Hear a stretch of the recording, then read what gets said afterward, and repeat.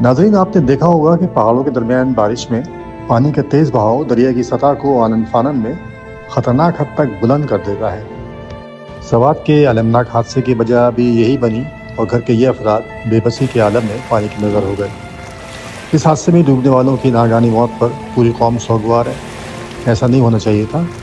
اس کا تدارک ممکن تھا اگر دریائے سوات کے کنارے جگہ جگہ اچانک پانی آنے کی اطلاع کے لیے خطرے کے سائرن لگے ہوتے، جیسے یہاں امریکہ میں قدرتی آفات سے بچاؤ کے لیے پیشگی وارننگ سائن اور سائرن لگے ہوتے تو یہ جانیں بچ سکتی تھیں۔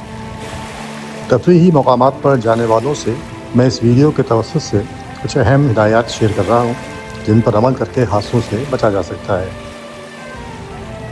بزرگوں کا کہنا ہے کہ کبھی اپنے شوق اور تفریح کو اپنے نفس پر حاوی نہ ہونے دیں۔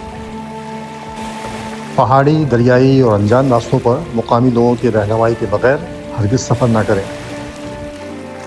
کسی بھی تفریح اور سفر کے دوران ہمیشہ چوکنے رہیں۔ دریا اور سمندر کا پانی اپنی طرف کھینچنے کی عجیب کشش رکھتا ہے، اس لیے بغیر احتیاطی تدابیر اونچی سمندری لہروں اور پہاڑوں میں تیز بہتے دریا کے پانی میں تو کیا، کنارے پر بھی نہ کھڑے ہوں۔ خاص کر بارش کے دوران اور بعد میں بھی دریا سے دور رہیں۔ اچھا، کسی بھی ہنگامی صورت میں پہلے خود کو بچائیں، پھر اوروں کی مدد کریں۔ سستے اور غیر محفوظ ٹیوب یا کشتیوں میں ہرگز دریا میں نہ جائیں۔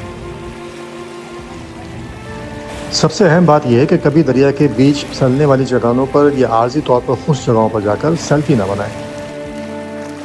یاد رکھیے، زندگی ایک تحفہ ہے جسے شعور، احتیاط اور مثبت طرز عمل سے گزارنا چاہیے۔